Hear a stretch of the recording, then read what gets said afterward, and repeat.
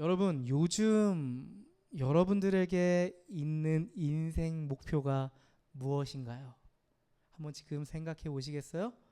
요즘 나에게 있는 인생 목표가 무엇인가? 한번 생각해 보세요. 고등학교 시절을 떠올리면 당연히 대학 진학이겠고요. 더 공부하고 싶은 대학생들은 석사 진학이겠고요. 취준생들은 취업이 간절하겠죠. 스타트업을 시작하는 사람들은 신화를 이뤄 사업을 성공하는 것이 목표일 거예요. 우리는 인생 목표를 향해 달려가면서 기대하죠. 이걸 이루면, 이 인생 목표를 이루면 내 삶이 좀 더 나아질 거야. 혹은 내 삶이 행복해질 거야. 이렇게 생각을 하지 않나 싶어요. 머릿속으로 이런 생각을 되뇌이지 않을지라도 마음 깊은 곳에서 이러한 목표 달성을 하고 찾아올 행복에 대해서 기대하는 것 같아요. 그렇지 않나요? 맞아요. 내가 그토록 바라던 목표를 이루면 행복할 뿐 아니라 앞으로 내 인생이 더 잘 될 것 같은 그런 찬란한 미래를 꿈꾸죠. 여러분, 실제로 여러분들이 오랫동안 노력했던 목표를 이루어 보셨던 그런 기억이 있으세요? 오랫동안 노력하고 땀 흘리며 또 하나님을 붙잡고 기도하기도 하면서 여러분의 인생 목표를 이뤄 보신 적 있으세요? 아마 있으실 거예요. 크고 작은 인생 목표가 하나하나 성취됐던 그런 경험도 있으실 겁니다. 그런데 그런 적 있지 않으세요? 목표를 이룬 그 당시에는 굉장히 폭발적인 감격을 느끼고 마는데요.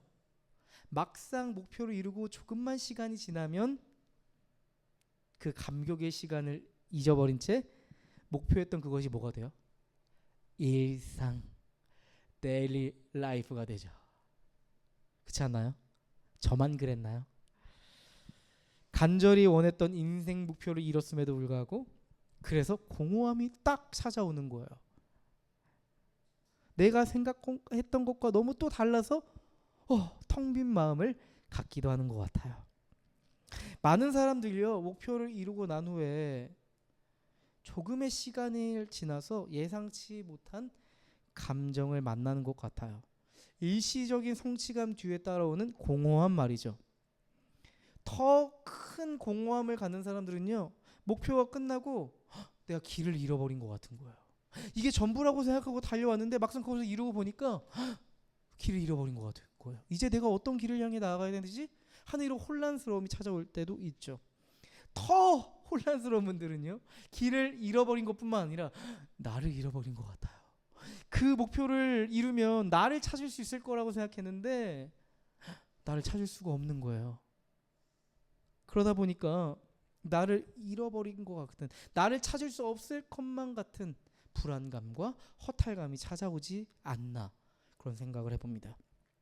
특히 우리 20대, 30대 우리는요, 이미 이룬 것과 아직 이루지 못한 것 사이에 어떤 긴장과 갈등이 있잖아요. 이미 이룬 것도 많이 있지만 앞으로 이뤄가야 할 수많은 것들이 우리를 기다리고 있죠. 목표를 이룬 성취의 기쁨은 굉장히 짧은데 아직 이루지 못한 것에 대한 압박감은 계속 우리를 찾아오는 거예요. 여러분, 우리는요, 크고 작은 목표들을 이루며 지금까지 열심히 달려왔습니다. 수고 많으셨습니다. 하지만 앞으로 더욱 도전하며 이루어야 할 것들이 사실 더 크게 보이지 않나요? 내가 앞으로 뭘 도전하고 목표를 삼아야 될지 잘 모르겠어요. 미래에 대해서 너무 막연해요. 아직 이루지 못한 것에 대한 불안감이 나를 둘러싸요. 오늘은 인생의 공허함 속에 길을 잃지 않고 하나님이 주시는 방향과 의미를 찾는 법에 대해서 함께 이야기해 보고 싶어요.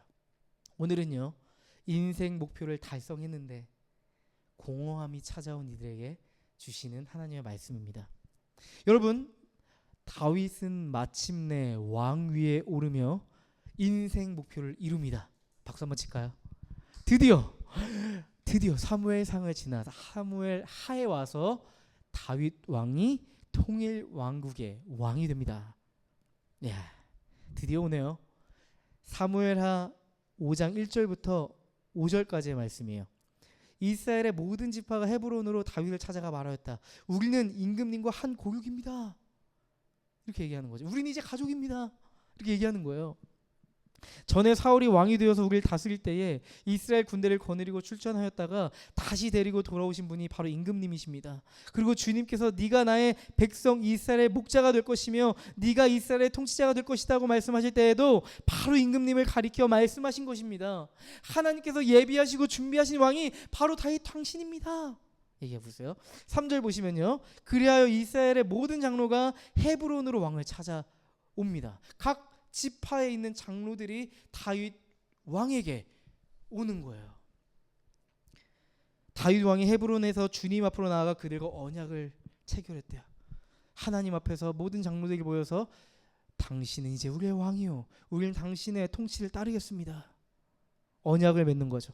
마치 남자와 여자가 혼인 언약을 맺듯이 이스라엘 안에서 다윗과 다윗 공동체 일원들이 언약적인 그런 일을 하는 거죠.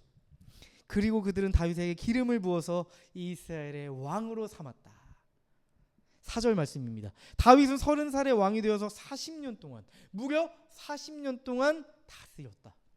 5절 그는 헤브론에서 7해 6달 동안 유다를 다스리고 예루살렘에서 33해 동안 온 이스라엘과 유다를 다스렸다. 왕이 되는 건 굉장히 힘들었는데 왕이 되는 순간은 굉장히 그렇게 길진 않은 것 같아요. 한마디로 40년을 다스렸다. 땡 쳐박아요. 물론 그 이후에 그 40년 동안 어떤 일이 있었는지 하나님께서 주목해서 봐야 될 부분들을 우리에게 기록해 놓으셔서 보게 해주시죠. 여러분, 다윗에게 왕좌는요, 끝이 아닌 시작을 의미했어요. 다윗의 삶에 있어서 중요한 순간은 왕위에 오르는 오늘이 아니었어요. 왕좌는요, 이스라엘의 통일왕국의 왕좌는 다윗에게 최종 목표가 아니라 이제 이스라엘의 통치자로서 하나님 나라를 이루어가는 도전의 출발점이었어요. 지나온 다윗의 삶을 떠올려 보실래요? 우리 함께 걸었잖아요. 다윗이 광야에 있을 때도 우리도 광야에 있었어요. 사울에게 쫓기며 광야를 헤맸습니다. 내전을 겪으며 하나님의 정의와 사랑을 어떻게든 실현해 보려고 치열한 과정을 겪었어요. 그렇게 다윗은 하나님의 사람으로 아름답고 아주 매력적으로 어트랙션, 누군가를 이끌 만한 그런 매력을 갖추기 시작했죠. 그렇게 빚어지기 시작했어요. 근데요, 이 다윗은 하나님 보시기에 아름답고 매력적일 뿐만 아니라 그 누가 보아도 너무 아름답고 매력적이고 왕이 될 상이에요. 모두 하나님이 만들어 가시는 신실한 계획이었죠. 하나님의 소망을 담은 이 신실하신 계획을 통해 다윗의 존재가 점점 단단해지고 그렇게 아름답게 변혁이 일어나고 성장했던 겁니다. 완전하진 않지만 다윗의 존재는 비로소 하나님 나라를 이룰 준비를 갖췄어요. 다윗은 나에게 맡겨진 이 왕좌의 자리가 하나님의 꿈을 이루기 위한 또 다른 시작이라는 것을 잊지 않았어요. 이 왕좌는 그 자리에 앉아서 향유하는 자리가 아니라 하나님 나라를 실현하는 막중한 책임이 있는 자리라는 것을 알고 있었어요. 때로는 우리가 목표를 이루고 나면 어때요? 이제 완성된 것 같다는 생각이 들 때도 있어요. 그래서 한켠에 방심하는 마음도 생기기도 하죠. 그리고 이렇게 생각해요. 그동안 고생했으니까 이제 좀 누려도 되겠지. 그런 생각이 찾아오기도 하죠. 그때 하나님은 우리를 부르시며 말씀하실 거예요. 유나, 그거 너만 누리라고 준 거 아니다. 내가 너에게 지금 맡겨진 그곳 있잖아. 너 부르심을 가지고 가야 돼. 그거를 다 깨닫게 해주실 거예요. 여러분, 우리는 종종 목표와 꿈을 혼동하는 것 같아요. 사실 이 두 단어는 매우 비슷해 보이죠. 하지만 의미가 전혀 달라요. 이 목표와 꿈은요. 많은 사람들에게 꿈이 뭐예요? 라고 물어보면 뭐라고 할까요? 온유야, 꿈이 뭐니?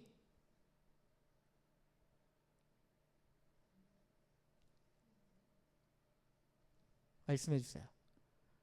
온유야, 꿈이 뭐니? 아빠한테 항상 하는 얘기 있잖아. 그래야 설교가 진행될 수가 있어. 온유야, 꿈이 뭐니?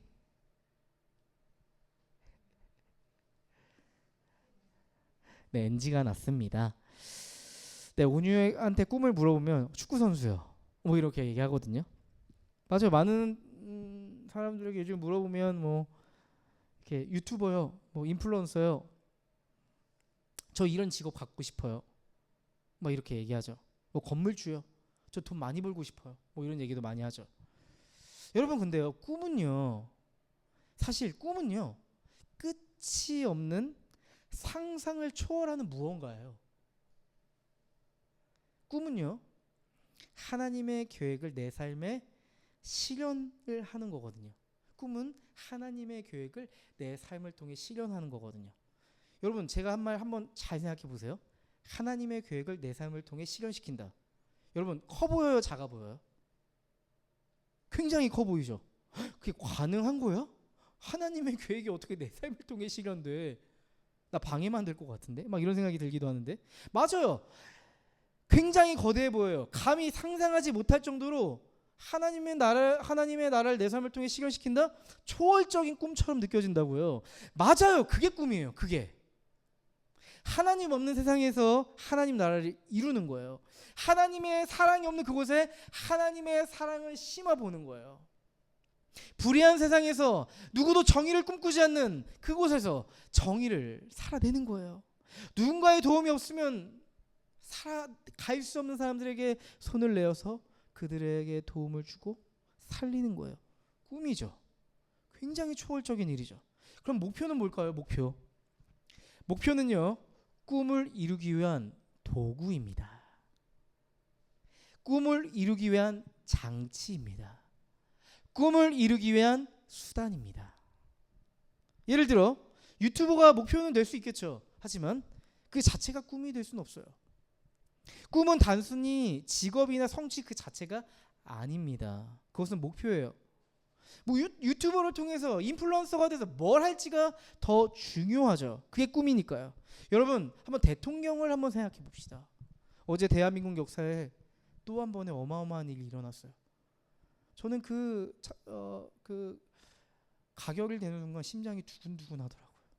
역사의 어떤 전환점이었으니까요. 여러분 대통령을 한번 떠올려 보세요. 그 대통령 말고 그냥 대통령을 떠올려 보세요.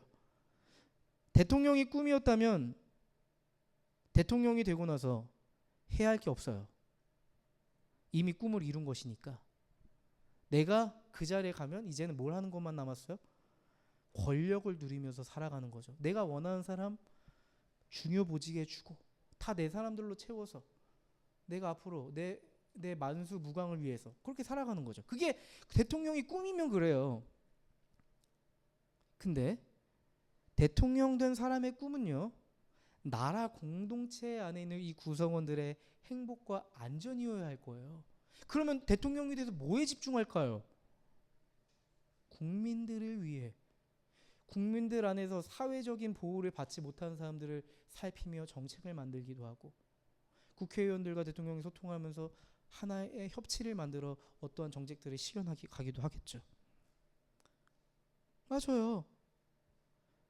대통령은 국민의 행복과 안전을 위해서 그 꿈을 향해서 내가 유토피아를 만들 수는 없지만 그래도 내가 임기 안에 내가 할 수 있는 것들을 계획해서 목표를 설정해서 그렇게 대통령으로서 역할을 다하고 주어진 권한을 행사할 거예요. 그렇지 않을까요? 여러분 누군가가 인터뷰를 여러분에게 하는 거죠. 지금 유재석 씨가 여기 들어와서 이렇게 유퀴즈를 한다고 생각해 볼까요? 상상을 한번 해보는 거죠. 그래서 은비한테 이렇게 물어보는 거죠. 당신은 누구입니까? 라고 물어본다면 여러분 은비는 어떻게 대답하겠어요? 저는 이거입니다. 이렇게 얘기해야 되겠죠. 많은 사람들이 자신의 설명할 때 명사적으로 대답해요. 명사적으로. 저로 예를 들어 볼게요. 유재혁 씨가 당신은 누구입니까? 저는요 목사입니다. 명사적 대답이죠. 명사적 대답이죠. 이거는 직업으로서 나를 설명하는 거예요. 하지만 저는요 이렇게 저를 소개하고 싶지 않아요. 저는 명사적이 아니라 동사적으로 저를 소개하고 싶어요. 저는 사마리아 여인에게 찾아갔던 예수님처럼 절망에 놓인 사람들에게 복음의 소망을 전달하는 메신저가 되고 싶은 사람입니다. 이렇게 소개하고 싶어요. 지금 여러분의 삶에 놓여있는 명사가 있어요. 다 있어요. 명사가. 아마 그게 여러분이 지금 하고 있는 직업이나 어떤 목표이겠죠. 그 앞에 여러분 어떠한 동사를 붙이길 원하세요? 그 명사 앞에 어떠한 동사를 붙이길 원하세요? 하나님은 여러분의 인생의 그 여정 속에 있죠. 하나님의 꿈을 담은 동사를 여러분이 지금 갖고 있는 그 명사 앞에 붙여버리길 원하세요. 이해가 되세요? 여러분이 지금 실존적으로 갖고 있는 그 명사 앞에 하나님의 꿈을 담은 동사를 딱 붙이고 싶으시다는 거죠. 우리 인생의 하나하나의 목표는요, 하나님의 꿈을 이뤄가기 위한 수단이고 과정이어야 합니다. 여러분, 목표를 열심히 이뤄가고 있지만 알 수 없는 혼란이 여러분에게 찾아온다면 이건 왠지 아세요?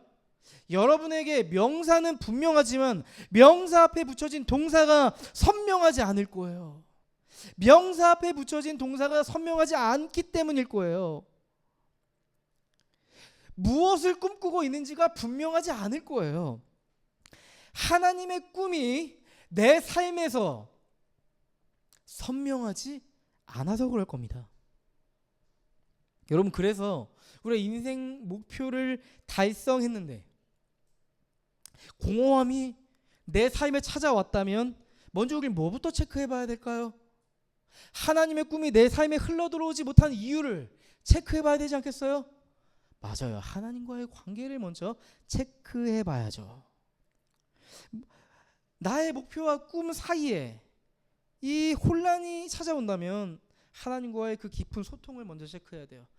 말씀 안에 담겨있는 하나님의 꿈을 살펴봐야겠고요. 또한 기도를 통해서 하나님의 그 꿈을, 하나님의 꿈이 내 삶에 새겨지는 시간이 필요할 거예요. 기도를 통해 말이죠. 그래야 내가 지금 이룬 목표가 끝이 아니라 지금 내가 이룬 목표는 하나님의 꿈을 이뤄가기 위한 뭐가 될까요? 과정이 되죠. 프로세스가 되죠. 그렇지 않겠습니까? 그래서 지금 내가 하나님의 꿈 안에서 지금 내가 이룬 목표가 지금 현재 내가 어느 정도 위치에 와 있는지 통찰할 수가 있죠. 성경은 이걸 뭐라고 해요? 지혜다. 그렇게 말하고 있죠. 그리고 목표를 단계적으로 설정할 수 있을 거예요. 단계적으로. 우리가 한번 그 목표로 모든 걸 다 싸잡아서 이루고 싶은 그런 열망이 있어요. 하지만 하나님의 꿈 안에서 우리의 목표를 설정하면 겸허해요. 모든 걸 하나로 퉁칠 수 없다는 걸 알고 있거든요. 단계적인 과정을 통해서 하나님의 꿈은 이루어진다는 걸 우리가 알게 돼요. 그렇게 하나님께서는 우리를요 인도해 주세요. 하나님의 꿈을 바라볼 수 있는 지혜를 주세요. 히브리어로 미슈파트, 하나님의 지혜를 주시는 거죠. 다윗이 왕좌에 오르기까지 정말 많은 고생을 했잖아요. 그죠? 저도 막 말씀 묵상하는데 다윗이 너무 고생스러운 게 느껴져요. 제가 다윗을 만약에 목회하고 있다면 다윗 넌 빨리 쉬어. 너 너무 쉬어야 돼. 너무 힘들었어. 나까지 힘들었어. 뭐 이렇게 얘기할 것 같아요. 이제 조금 브레이크 타이밍을 가지면 얼마나 좋을까요?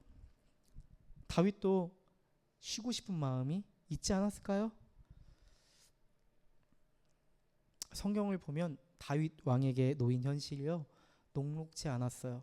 아까 제가 1절부터 5절까지 읽어드렸잖아요. 6절에 어떤 내용이 담겨있는지 한번 보세요. 제가 읽어드릴게요.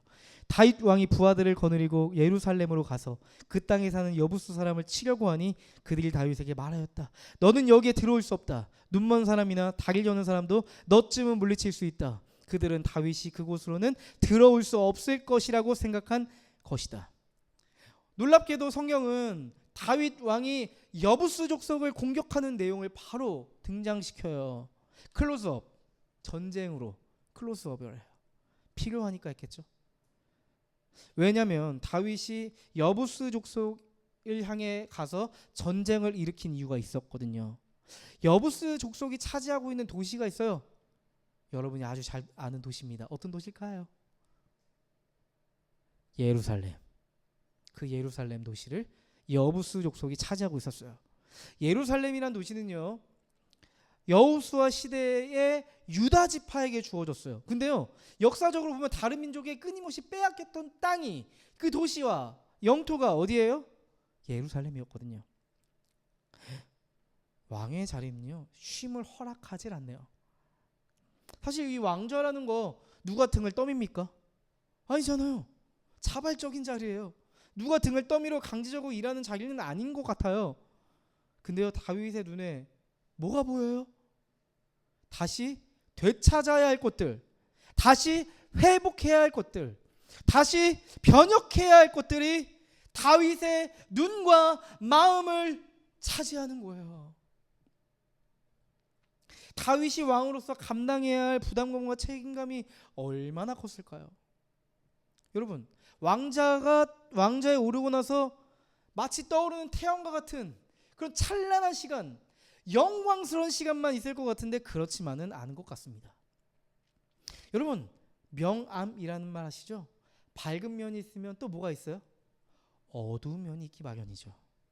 우리의 인생을 살아가다 보면 우리도요, 명암을 마주할 때가 있어요. 우리는 어떤 인생 목표를 설정할 때 아름답고 찬란하고 떠오르는 태양과 같은 그 순간을 기대하며 그 목표를 이루어가기 위해 달려가지만 막상 그 영역에 깊이 들어가 보니까 어떠세요? 밝기만 하던가요? 아니죠. 어둡죠. 어둠이 많이 보이죠. 안 될 것 같은데, 이건 아닌 것 같은데, 뭐 이런 것도 보이죠. 여태까지 보이지도 않고 잘 몰랐던 부담스럽고 불편한 사실들이 보이기 시작해요. 다윗도 그랬을 거예요. 취업 사기를 당한 것 같은 느낌을 지울 수가 없는 거죠. 하나님, 내가 이러려고 왕좌에 오른 겁니까? 뭐 이렇게 생각했을 수도 있겠죠. 여러분, 목회자라는 자리가 그런 것 같아요. 제가 청년 때 이렇게 목회자들을 보면 항상 뭘 입고 있어요? 깔끔하게 딱 슈트 딱 입고, 뭐 다 그런 건 아니지만 머리 깔끔하게 뭐 바르고 이렇게 구두 신고 항상 이렇게 강단에 올라가서 높은 자리에서 이야기하시고, 그렇죠? 또 앞에서 기타 치며 찬양하시고, 목사님들 왜 이렇게 목소리가 좋아요? 이렇게 찬양도 잘하시고, 그죠? 다재다능.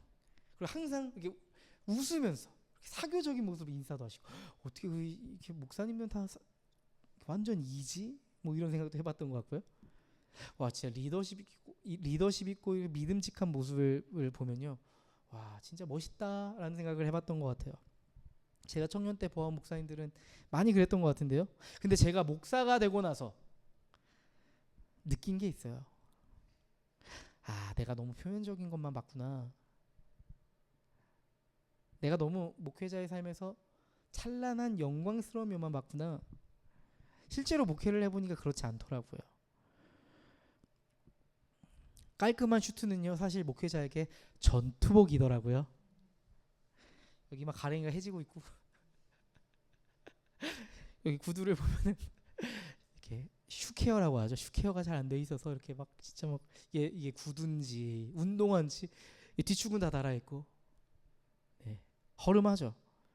그리고 설교하는 시간은 뭐 30분, 40분, 50분, 1시간 이렇게 되는데 그 설교 준비하려고요, 얼마나 부담감을 가지고 오랜 시간 말씀을 준비하고 이것저것 책도 찾아보고 메모장에 영감이 떠오를 때마다 막 적고, 저도 그러거든요. 막 이렇게 잠자리를 들다가 뭐 생각나면 빨리 적어야 돼, 빨리 잊어버리기 전에.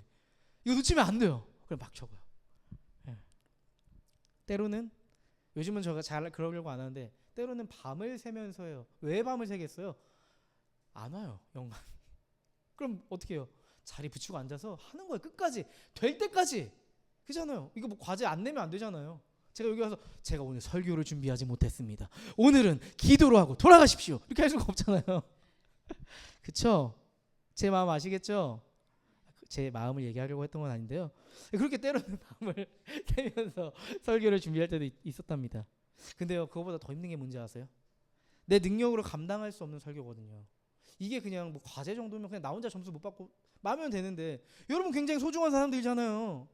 여러분들에게 이 설교가 제 인간적 영역의 어떠함이 아니라 하나님의 영역의 어떠함으로 다가오기 위해서 제가 뭘 해야 될까요? 기도해야죠. 하나님의 은혜로서 여러분에게 내일 꽂히기를, 여러분의 삶의 소망으로 콱 하고 와닿기를, 하나님의 풍성하신 사랑이 우리의 메말라져가고 비틀어가는 우리의 심령을 가득 채우기를 기도해야 되잖아요. 그렇죠? 그래서 하나님께 매달리죠. 지금은 그렇지 않지만 새벽 예배 막 인도하고 막 신방하고 그리고 이제 저녁에 찬양 인도하잖아요. 목소리가 안 나와요. 근데 시안에게 또 나와요. 갈라지지만 그래도 이 단전 밑에서 끌어나오는 발성을 가지고 쫙쫙 불러댄단 말이죠. 피곤해서 막 얼굴 표정이 이게 굳어져가지고 안 움직일 때 있어요. 경험해 보신 적 있으세요? 그렇게 찬양 인도했던 기억도 납니다. 제가 감당해야 될 것들은 사실요, 목회자가 감당해야 될 것은 그냥 루틴처럼 돌아오는 뭐 설교하고 찬양하고 신방하고 이런 것만 있지 않더라고요. 사실 제가 감당하고 있는 공동체에도 명암이 있더라고요. 명암이 있어요. 처음에는 굉장히 밝아 보여. 청년들이 반갑게 인사해주고 예배 때도 뜨겁게 찬양하고 막 진짜 아무런 문제 없이 천국에 있는 젊은이들처럼 그렇게 막 예배드리다가 대부분 부임하면 뭐부터예요? 수련회라니까. 거기서 보는 모습은 굉장히 아름답죠. 막 서로 막 눈물 흘리면서 언니 하면서 기도하고 막 이런 모습들, 아름다운 모습 보다가 근데 조금 이제 시간이 지나고 나면 드디어 보지 말아야 될 걸 보게 됩니다. 공동체의 눈물겨운 역사들, 관계의 분열들, 막 그런 것들이 보이는 거죠. 사실 제가 쏟아야 될 에너지는 거기에 있었어요. 내가 생각했던 이 공동체의 겉모습과 실제 속은 달랐던 거죠. 명암이 있었던 거죠. 와, 한 사람 한 사람 이렇게 이야기하다 보면요, 공동체에 대해 아픔이 너무 크게 와닿아요. 제가 아파요. 또 얽히설키 꼬여서 풀 수 없는 관계들 듣잖아요. 와, 이 실타를 내가 어떻게 풀어야 되지? 와, 내가 어떻게 해야 되지? 내가 목사인데 어떻게 해줘야 되지 여기서? 막 이런 생각 든단 말이에요. 청년들 보면 진짜 열심히 봉사하고 막 진짜 막 뭐 직장도 다니고 막 열심히 사는 알바도 하고 열심히 하는 청년들인데 사역도 열심히 하는데 마음이 너무 공허하대요. 막 그만두고 싶어하는 청년들도 많잖아요. 어떻게 해야 되지? 어떻게 해야 되지? 내가 한 번 만나서 그 사람들을 설득할 수 있나? 막 이런 생각 들고요. 막 연애는 너무 잘하고 있는데 목사님 하나님과는 점점 멀어지고 있는 것 같아요. 뭐 이런 것들. 공동체에 대한 서운함과 섭섭함, 원망과 애증들 막 있잖아요. 이 밝은 면 뒤에 있는 공동체에 있는 어두운 그림자들을 느낄 수 있었죠. 여러분 듣다 보면 저 어떤 생각 드는지 아세요? 생각이 들었는지 아세요? 와, 내가 감당할 수 없는 것들인 거예요. 저는 지금 왔는데 몇 년 동안 켜켜이 쌓여갔던 그 일들이 제가 어디서부터 어떻게 풀어야 되는 거예요. 그런 게 너무 많은 거예요. 거기서는 중압감, 책임감, 부담스러움, 때로는 도망가고 싶은 마음도 과거에 있었던 것 같아요. 지금은 아니에요. 많은 부분 뒤에 숨겨져 있는 깊은 어둠을 어떻게 해결해야 될까? 하나님 앞에서 깊은 씨름했던 과거가 떠오르네요. 그런 시간들을 겹겹이 지나서 제가 여기 있습니다. 12년이 지나서. 여러분 다윗도 그렇지 않았을까 싶습니다. 사울이 이스라엘의 왕으로 있는 동안 어땠어요? 사울은요, 왕으로서의 직무에 집중했어요, 못했어요? 집중을 못해요. 평생 뭐하며 살았어요? 다윗 이 새끼 어딨어? 얘 잡아. 에? 막 광야를 떠도는 거죠. 모든 전 병력을 이동해서 계엄령 선포해. 다윗만 잡아. 다윗 체포해. 뭐 이런 거죠. 지금으로 이야기하면.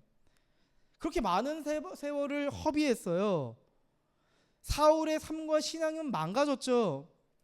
내면은 어땠어요? 사울의 내면은 다윗에 대한 비교의식과 피해의식과 열등감으로 일그러졌어요. 그래서 사울은 왕으로서 이스라엘 통치할 만한 존재적 상태였어요? No! 아니었단 말이에요. 사울이 왕으로서 그동안 손 놓고 있었던 하나님 나라를 이제는 다윗이 어떻게 해야 돼요? 리빌딩, 재건해야 합니다. 여러분, 하나님의 꿈은 여기 있습니다. 하나님의 꿈은 아마 우리는 밝고 찬란한 모습을 보면서 어떠한 목표를 설정했을 겁니다. 근데 그 목표는 단지 직업이 아닐 겁니다. 뭐 관계도 될 수 있고 직업도 될 수 있고 여러분이 도전하는 어떤 영역이 될 수도 있겠죠. 처음에는 밝은 면을 보면서 매력적이어서 그 소망을 가지고 희망을 가지고 시작했을지 모르겠어요. 하지만 목표를 이루고 그 문을 열어보면 어때요? 어둡고 그림자진 모습이 있을 거예요. 근데요, 하나님의 꿈은 바로 거기에 있어요. 그 어둠에 있어요. 하나님의 꿈은 바로 회복에 있거든요.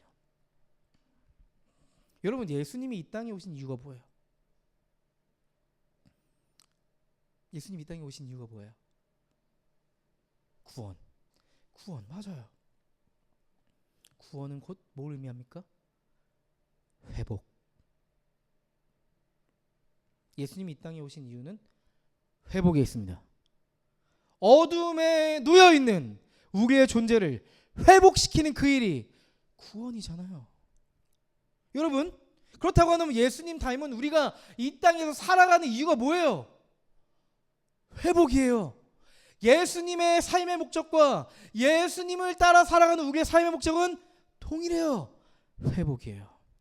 우리의 예수님을 통해 이루어진 우리의 존재의 회복을 통해서 내가 살아가고 있는 세상에서 회복을 위해 살아가는 거예요. 회복을 위해 헌신하는 거예요. 여러분, 영광스러운 왕자의 자리 이면에는 이스라엘의 어둠이 있었잖아요. 내가 이뤄가고 있는 목표의 이면에는 회복시키면 안 될, 하나님이 아니면 결코 회복할 수 없는 어둠이 있다 없다? 있어요. 왜 없어요? 있습니다. 거기에 반드시 하나님 나라의 꿈이 담겨 있습니다. 꿀팁입니다. 여러분, 그리고 한 가지 질문해 보세요.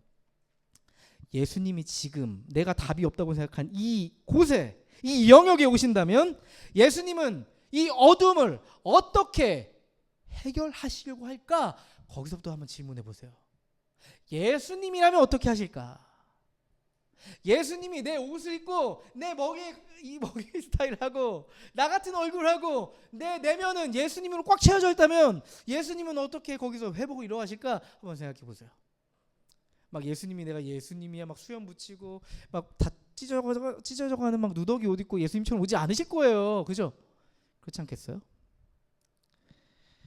여러분, 우리의 인생의 목표 안에 있는 하나님의 꿈이라는 확신이 여러분 안에 있다면 여러분 어떻게 사시겠어요? 흔들리시겠어요? 아니요. 그 확신대로 살 겁니다. 그 안에서 당장은 보이지 않더라도 조금씩 하나님 나라를 위해 이루어가며 살 거예요. 왜요? 하나님의 꿈이 거기 담겨 있으니까 우리가 어디 가겠어요? 거기서 하는 거죠. 그렇잖아요. 다윗은 드디어 왕좌에 올라 인생 목표를 달성했지만 다윗은 이렇게 생각했을 거예요. 이 자리가 내가 감당할 수 있는 자리일까? 그러다 어쩌면 답답함과 공허함이 찾아와 삶이 다 부딪혔을 수도 있을 것 같아요. 근데 성경은 이렇게 기록하고 있어요. 사무엘하 5장 10절 우리 다 같이 읽어볼게요. 사무엘하 5장 10절 말씀입니다. 다 같이 읽어보겠습니다. 읽어볼게요. 시작. 만군의 주 하나님이 다윗과 함께 계심으로 다윗이 어떻게 됐대요? 점점 강대해졌다. 강해졌다. 만군의 주 하나님이 다윗과 함께 싸워주셨대요. 그게 다윗의 능력이 되었다는 거예요. 부담스럽고 무거운 현실 앞에 다윗이 강해질 수 있는 이유는 바로 이것이었습니다. 여러분, 우리는요 다윗의 이 강성함의 비밀, 이것을 눈치채야 돼요. 빠른 시일 내에 하나님이 다윗과 함께 하셨기 때문입니다. 이것이 바로 우리에게 소망입니다. 다윗과 함께 하셨던 그 하나님께서 여전히 우리와 함께 하시길 원하십니다. 그런 인생의 전제를 가지고 살아간 사람에겐 하나님이 주시는 강성함이 있겠죠. 외롭고 힘들 때마다 찾아오시는 하나님의 위로함을 경험하는 사람들이 있어요. 위로하심의 그 덮으시는 은혜를 경험하는 사람들이 있어요. 넘어져도 쓰러져도 어떻게 하겠어요? 일어나지 않겠어요? 그렇지 않겠어요? 여러분, 우리 인생 살아가다면 한계 와요, 안 와요? 한계 오죠. 한계가 찾아올 때마다 인생을 뛰어넘을 수 있는 힘을 주시는 하나님 우리 안에 있다. 그럼 뛰어넘을 수 있어요, 없어요? 또 뛰어넘을 수 있어요. 내가 누군가를 사랑하다가 사랑이 부족하다고 느낄 때가 있어요. 와, 내가 이렇게 사랑이 없나? 근데 하나님이 나에게 사랑한다 말씀하신다는 거예요. 조재용 목사님이 이번 주 이렇게 한 3, 4일 정도, 3일 정도 이렇게 휴가를 다녀오고 싶었다는 거예요. 그래서 저한테 도심빛교회 설교를 부탁했어요. 그래서 가평 우리마을 가서 이렇게 혼자 이렇게 핸드폰도 잘 하지 않고 이렇게 하나님을 묵상하는 시간이 묵상을 가지면서 회복을 하셨대요. 근데 그 작은 조용히 그냥 이렇게 작은 예배당이 있는데 거기서는 통성으로 기도할 수 없고 그냥 조용히 속으로 기도하는 곳인데요. 거기서 이렇게 목사님이 들어가서 이렇게 기도했대요. 한마디 첫마디. 하나님 저 왔어요. 재욱이 왔어요. 그러니까 하나님이 이런 마음을 주시더래요. 재욱아 잘 왔다. 그 얘기를 하셨다는 거예요. 그동안 목회를 하면서 왜 어디서부터 힘들었고 어떻게 내가 이 중압감으로부터 할 수 있을까 하는 그런 부담감들이 한 번에 쓸려가는 순간이었다는 거예요. 그래서 아무런 기도를 못하고 제가 지금 이렇게 하듯이 눈물을 흘리셨대요. 눈물이 났대요. 엉엉 우셨다고 하더라고요. 그 아까 그 카페에서 그 목사님의 이야기를 듣는데 이렇게 눈물이 이렇게 나는데 좀 참았어요. 그러니까 목사님도 이렇게 먼 산을 보면서 눈물을 참으시더라고요. 맞아요, 맞아요. 하나님이 우리에게 말씀하시면요, 거기서 회복이 일어나요. 회복이 일어나요. 하나님의 이 선명한 메시지가 우리 살려요. 메시지가 없어서 그래요. 하나님의 메시지가 우리의 삶에 부재해서 그래요. 하나님의 메시지가 우리를 일으킬 거예요. 할 수 있게 할 거예요, 여러분. 하지만 우리는 종종 혼자서 모든 걸 해야 한다는 강박 속에 사로잡히곤 하잖아요. 내 인생을 스스로 개척해야 한다는 강박에 사로잡히는 거예요. 내가 이 일을 꼭 해내야 한다. 이 부담감이 우리를 무겁게 짓누르고 외롭게 하고 불안하게 하며 때로는 무너뜨리기도 할 거예요. 제가 그걸 알아요. 여러분, 그런데요, 그리스도인의 진정한 힘은요, 우리 스스로에게 오는 것이 결코 아닙니다. 우리를 강하게 하신 하나님과 동행할 때 진정한 강함을 경험할 수 있어요. 여러분, 고린도후서 12장을 보면요, 바울은 이렇게 고백합니다. 고린도후서 12장 9절 10절 말씀이에요. 잘 체크해 두세요. 주님께서는 내게 이렇게 말씀하셨다. 바울아, 내 은혜가 너에게 족하다. 내 능력은 약한 데서 완전하게 된다. 그러므로 그리스도의 능력이 내게 머무르게 하기 위하여 나는 더욱더 기쁜 마음으로 내 약점들을 자랑하려 합니다. 그러므로 나는 그리스도를 위하여 병약함과 모욕과 궁핍과 박해와 곤란을 겪는 것을 기뻐합니다. 왜요? 내가 약한 그때 오히려 내가 강하기 때문입니다. 바울이 그렇게 이야기하는 거죠. 하나님께서 바울에게 내가 너에게 이룬 은혜가 너에게 충분해. 좋게. 너 약하니? 한계가 찾아왔니? 너 힘으로 도저히 감당할 수 없다고 생각하니? 내가 너의 부족함 가운데 내가 채울게. 말씀하시는 거예요. 그래서 바울은 이렇게 고백할 수밖에 없었던 거죠. 나의 약할 그때가 오히려 내가 가장 강한 순간입니다. 하나님께서 나의 약함을 엎으시고 하나님의 강함으로 채우시기 때문입니다. 맞아요. 다윗은요, 자신의 약함 속에 하나님의 강함을 경험했어요. 그렇게 나에게 맡겨주신 하나님 나라를, 하나님의 꿈을 이루어갔어요. 하나님이 주시는 그 힘으로 하나님 나라를 이루는 여정을 걸었던 거죠. 여러분, 우리의 강함도 바로 거기에서 시작됩니다. 하나님께서 우리와 함께 하신다는 그 약속으로 인해서 우리는 더 이상 흔들리지 않고 계속 걸어갈 수 있어요. 내가 감당할 수 없는 현실을 마주할 때 우리의 연약함을 돌보고 계신 하나님을 바라보세요. 지난 목요일에 우리 소망하는 저녁 모임을 마치고 이렇게 다들 이렇게 곤히 잠들었거든요. 근데 저녁에 우리 아름이가 계속 밤새 우는 거예요. 뭐가 불편한가 싶은데 저도 피곤해서 막 그냥 자고 있었어요. 외면한 채. 근데 갑자기 새벽 4시가 좀 넘었나요? 아름이가 딱 가보니까 아름이가 막 이불에 토를 막 엄청 해놓은 거예요. 아, 아름이가 속이 너무 불편해서 밤새도록 울었구나. 그래서 아름이를 깨끗이 씻겨주고 옷을 갈아입히고 또한 아름이의 이불을 다 닦아주고 정리하고 다시 잠들 수 있도록 했어요. 이제 끝났겠지 싶었어요. 다시 저도 이불에 이렇게 누워서 추우니까 이불을 딱 덮고 자려고 하는데 또 막 이렇게 사부작 거리는 소리 들어요. 또 아름이가 막 토를 거예요. 얼마나 아름이가 힘들었겠어요. 밤새 잠을 못 잤잖아요. 간밤에 아름이가 잠을 잘 못 자서 아침에 일어나는데 기진맥진한 거예요. 그래도 아름이 옷 입혀서 어린이집 보냈거든요. 그래도 우리 아름이 한 피지컬 하니까 아시잖아요. 우리 아름이 한 피지컬 하는 거 괜찮겠지? 아름이가 등원한 지 1시간 반 정도 지났을까요? 전화가 왔습니다. 느낌이 왔습니다. 아름이에게 무슨 일이 있다. 전화 받았습니다. 아버님, 아름이가 또 토를 냈어요. 아름이가 힘이 없어요. 빨리 데려가세요. 당장 아름이에게 뛰어갔습니다. 우리 아내가 어린이병원 간호사니까 이거 어떻게 해야 될지 작전 회의도 하고 집에 데려와서 옆에서 아름이를 이렇게 간호해 주는데요. 그래도 컨디션이 또 나빠 보이진 않는데 이제 장염인 것 같아요. 그러니까 먹으면 계속 토하거나 설사할 수 있을 것 같더라고요. 그래서 조금 장염일 때 어떻게 해야 돼요? 속을 비워야죠. 근데 아름이가 계속 제 옆에서 울면서 아빠 배고파 이러는 거예요.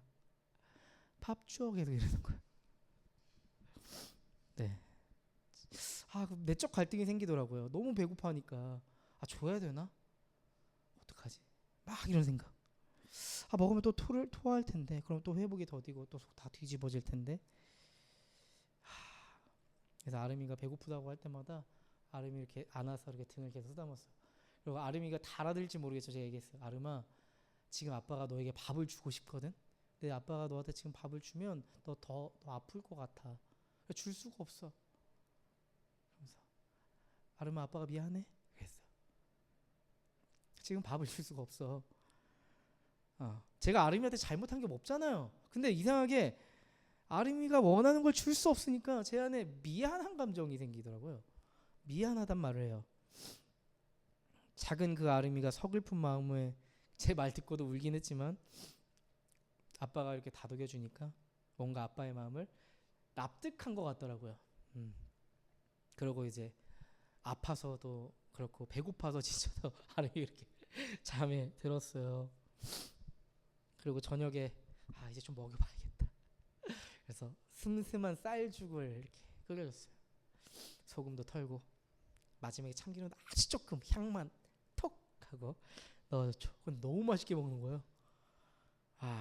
그리고 저녁에 단단한 똥을 발견하고는 마음을 놓았었거든요.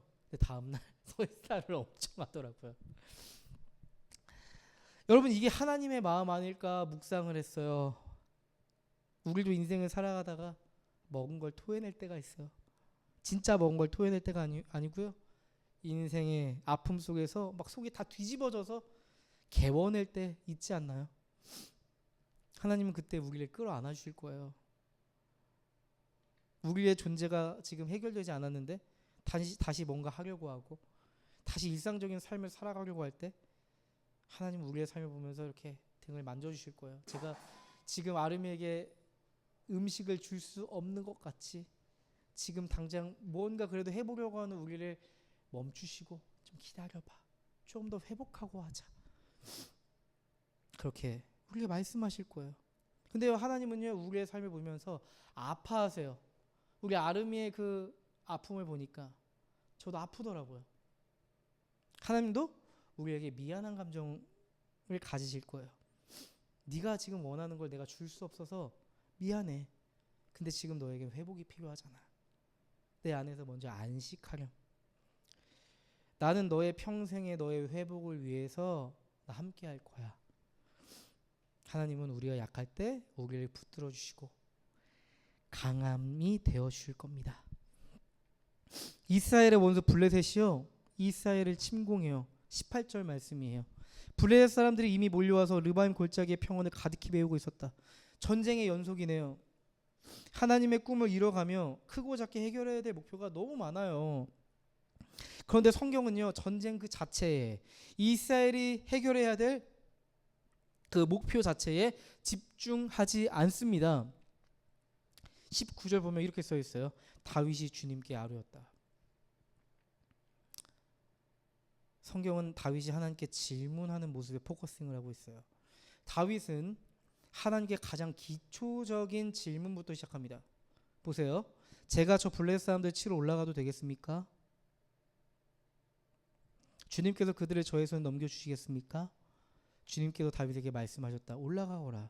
내가 저 블레셋 사람들을 반드시 너의 손에 넘겨주겠다. 여러분, 우리의 질문의 양상은 이래야 합니다. 가장 기초적인 질문부터 시작해야 됩니다. 이미 일을 저질러 버리고 난 후에 하나님 어떻게 이거 수습해야 되죠? 이게 아니고요. 아주 기초적인 질문부터 디딤돌을 놓으면서 이 하나님의 꿈을 향해 목표를 설정해 가는 거죠. 다윗은 그저 자신의 판단으로 움직이지 않았어요. 여러분, 한번 생각해 보세요. 전쟁할지 몰라서 다윗이 하나님께 질문했을까요? 아니요. 다윗은요, 전쟁의 달인이에요. 여러분, 베드로 한번 생각해 보시죠. 베드로는 고기 잡는 달인이거든요. 근데 어느 날 밤이 새도록 그물을 내렸지만 물고기가 잡히지 않아요. 근데 예수님이 이렇게 말씀하시죠. 거기다 그물을 내려봐, 베드로. 제가 질문하겠습니다. 베드로가 어디서 어떻게 그 고기를 잡아야 될지 몰라서 예수님의 말씀에 순종했을까요? No, 아니요. 하나님을 향한 가장 기초적인 질문부터 자신의 삶의 목표로 두었던 거예요. 여러분, 이스라엘의 전쟁의 역사, 사울이 했던 이스라엘의 전쟁의 역사는요, 하나님과의 소통이 끊어진 지 굉장히 오래되었어요. 잘 아시잖아요. 다윗은 그런데 또 질문합니다. 23절 24절. 다윗이 주님께 또 아뢰니 주님께서 대답하셨다. 너는 정면으로 그들 쪽으로 올라가지 말고 그들의 뒤로 돌아가서 숨어 있다가 뽕나무 숲의 맞은쪽에서부터 그들을 기습하여 공격하여라. 뽕나무 밭 위쪽에서 행군하는 소리가 나거든 너는 곧 진격하여라. 그러면 나 주가 너보다 먼저 가서 블레셋을 치겠다. 여러분, 이번에는요, 다윗이 어떻게 질문했는지 나와 있지가 않아요. 근데요, 성경은 의도적으로 하나님의 응답에 포커싱을 맞추고 있어요. 다윗의 질문 앞에 신실하게 응답하시는 하나님에게 포커싱을 하고 있단 말이죠. 이게 뭘 말하고 있겠어요? 이제 다윗을 통해 이스라엘은 하나님과 소통되고 있고 연결되고 있다. 회복의 시간이죠. 25절 말씀입니다. 다윗은 주님께서 명하신 대로 게바에서 겟셀 이르기까지 쫓아가면서 블레셋 군대를 무찔렀다. 다윗은 주님의 말씀 그대로 블레셋 군대를 물리쳐 버렸대요. 소통의 결과, 하나님과 연결된 삶의 결과, 승리할 수 있었다. 무찌를 수 있었다. 여러분, 여기에 소망이 있습니다. 여기에 그리스도인의 소망이 있습니다.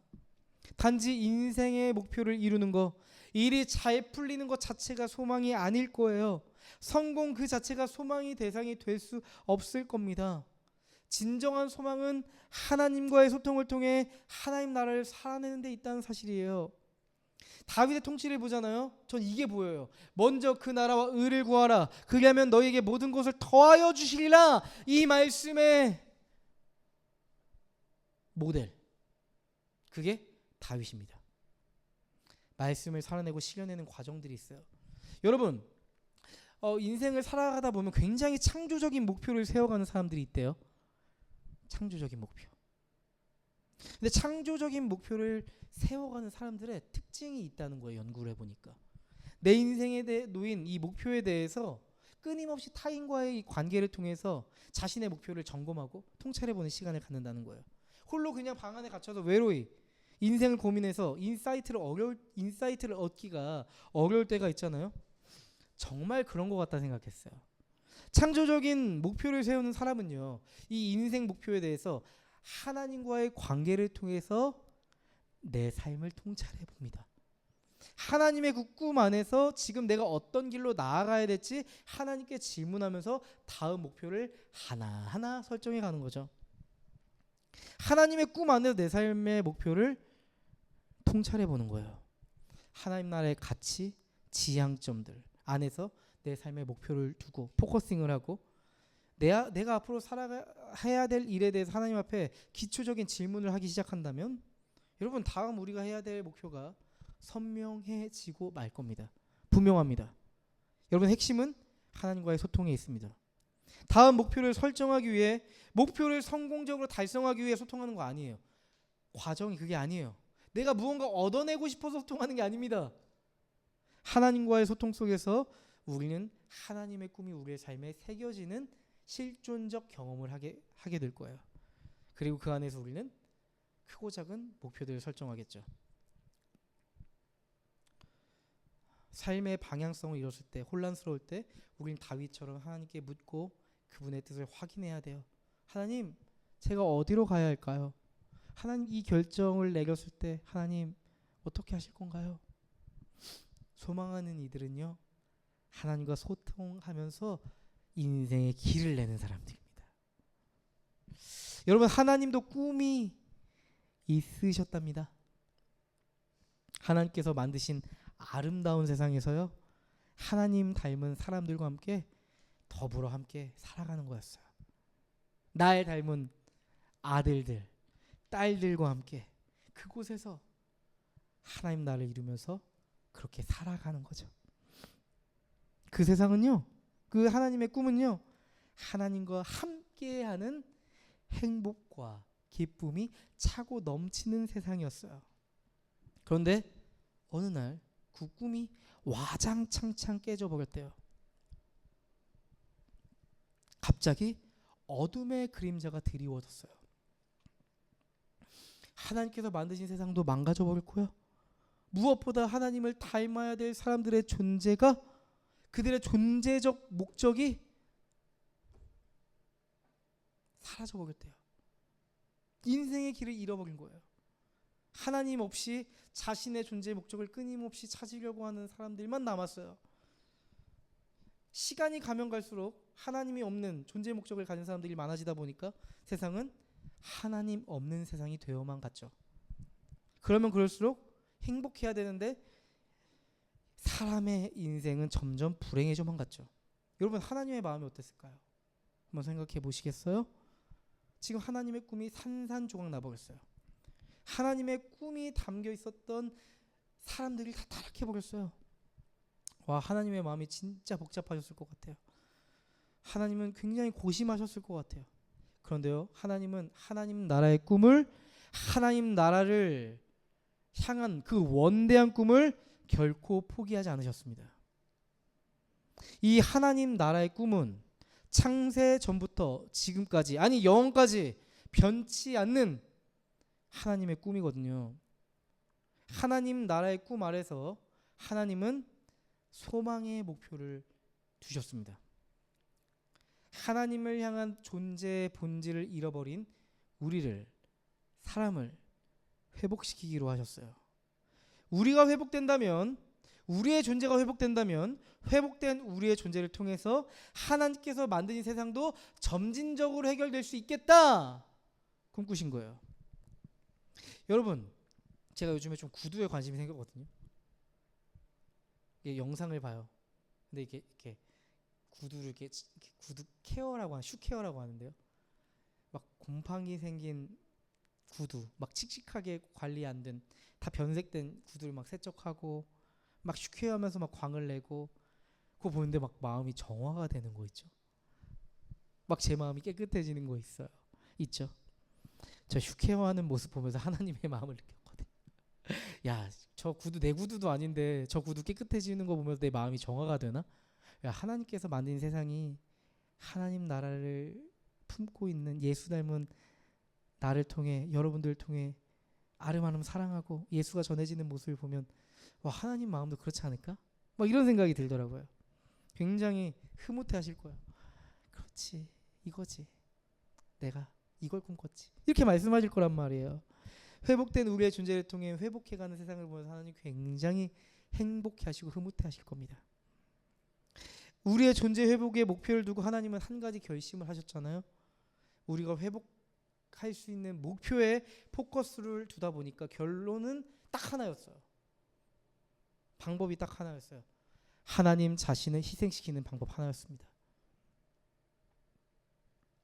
예수님은 딱 하나, 우리 존재의 회복이라는 목표 아래서 십자가에서 죽으셨습니다. 하나님과의 관계의 단절도 경험하셨고요. 자신과의 관계의 단절도 경험하셨고요.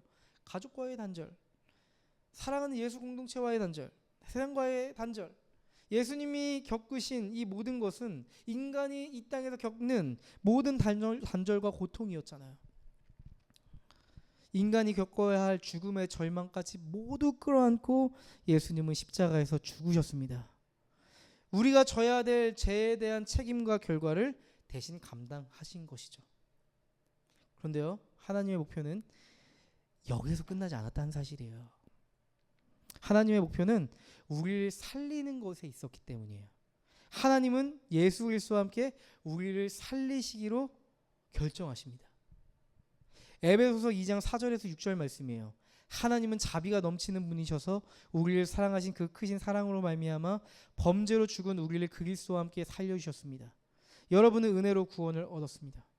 하나님께서 그리스도 예수 안에서 우리를 그분과 함께 살리시고 하늘에 함께 앉게 하셨습니다.